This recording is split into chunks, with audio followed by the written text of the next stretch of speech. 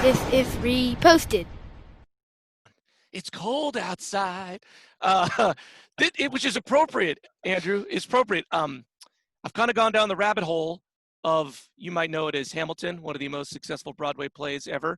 They just released on Disney Plus. Yes. So my family finally got to see the play because, Yeah. We weren't one of the millions who got to pay for it. Yeah, I got to see it in New York. See, once again, you're the one percenter.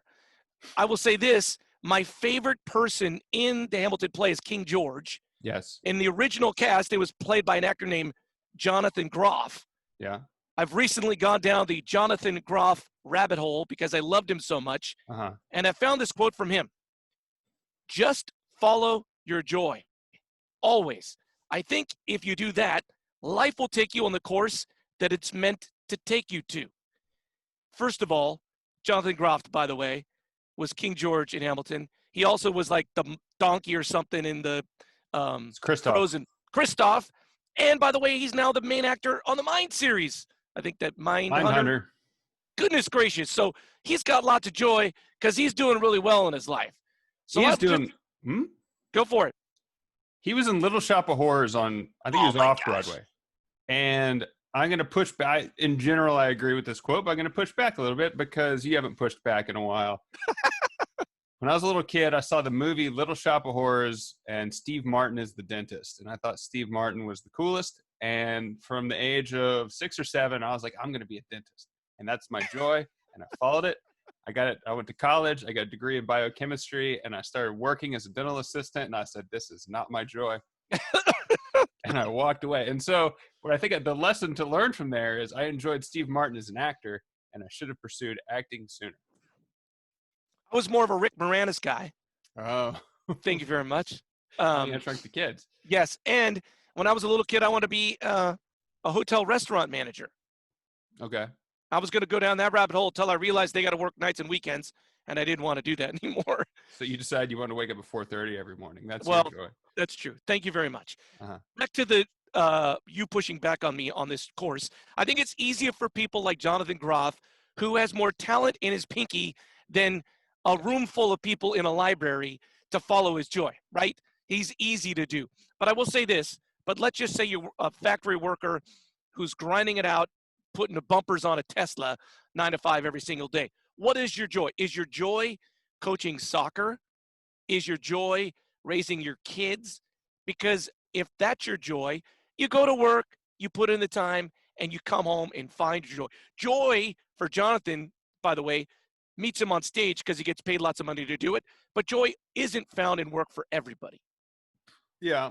And also it's easy for us to see he's successful now and look back and say, hey, this guy's following his joy because he also gets paid a lot for it.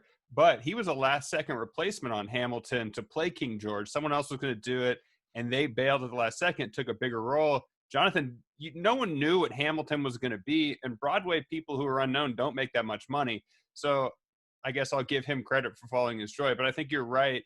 If your work isn't bringing you the happiness or positivity in your life, you need to find something that does, because otherwise you're going to have an imbalanced life. And so finding friends or kids or whatever.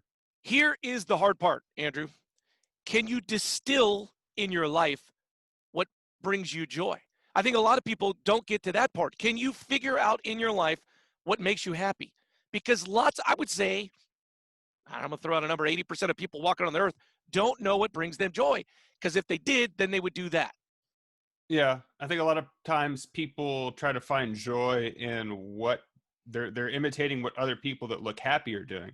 So I guess even more so now, you go on Instagram and you say, oh man, this person's flying on a private jet, so maybe I should save up to have a whatever jet ride, or I should go to Disneyland and that'll make me happy. And I think 9 times out of 10, for me, the most simple things that I do are the most fun, whether it's sitting in your kitchen talking about life. I mean, I'd rather do that than go out to, what's it called, on Van Ness, the House of Prime Rib. Oh, you take that back. Some people think that's where the joy is in life. Well, what do you do? What makes you the happiest? I am truly happiest. You kind of took the words out of my mouth. Just having people in my kitchen that I really like. Yeah. and pulling out the liquor cabinet and just sitting there for hours. My kids kind of running around. People that we usually have at the table are people they love. Yeah. So they kind of jump in on the conversation and then they go play video games. But I love when we're just having fun conversations at my table. To push back on what you said, though, I think joy is not this. Joy is not doing any of the things that the Kardashians do online. Like people see like they're in planes and this is like, you will not find joy if you have what the Kardashians have. Yeah. I think I would suggest that people seek out other people that make them happy, or if you're more introverted, maybe it's spending time with yourself, and you'll find more joy in that. Because I know when I'm at huge events, like when I saw Hamilton, a lot of it was me thinking about, oh, maybe I should take a picture. And like, even though I never got my phone out, like I had this urge to be like, oh, I'm here. And you're not in the moment when you're doing something as flashy, or at least I'm not. So I think I would suggest people try to spend time with people that make them happy, or maybe their pets, or maybe it's going on a walk.